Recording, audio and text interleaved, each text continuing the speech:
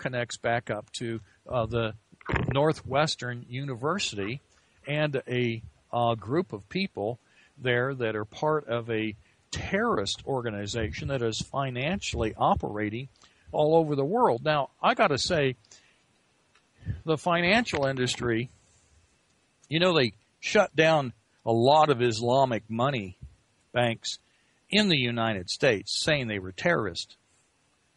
But really, were they terrorists?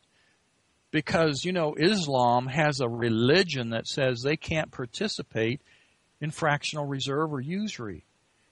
It's not allowed. They can't do it. It's against their religion. So they started their own banking system that didn't use usury or charge interest so they could become, practice their faith.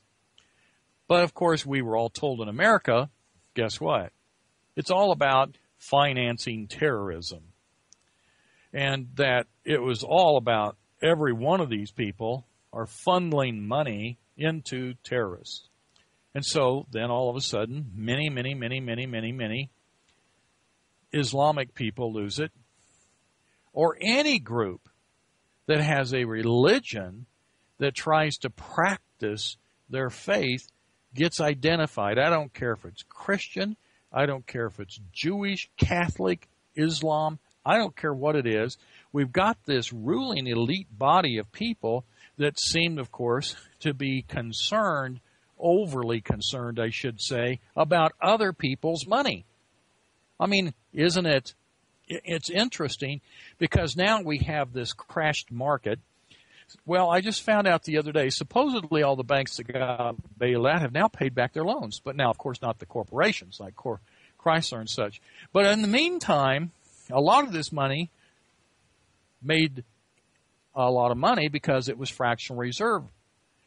Gosh, who wouldn't borrow money from their Aunt George or their Aunt George, their Aunt Georgia and their Uncle Sam and pay 10% interest or none in order to make 100% in 1 year on the money? Yeah. Okay, John, I have to quit now because it's very late already here, and it's 12:30 in the night, so I go to sleep. But I really enjoyed very much to have conversation with you on your show, really. I appreciate you being on, and let's talk again, and let's talk about this corruption going on with these banks, and I'd like to hear some more examples from your book, and maybe you can give us some heads up about it, what you've written in your 500 pages. Gosh, there's got to be some good stories.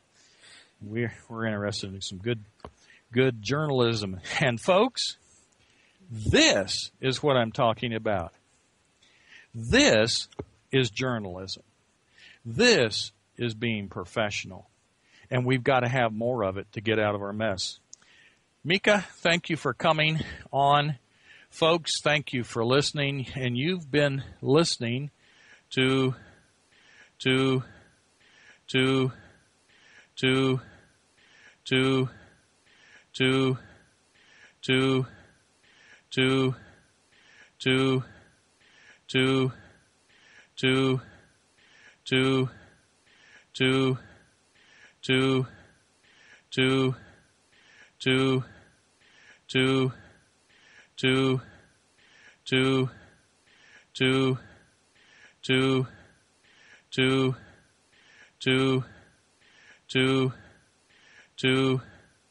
to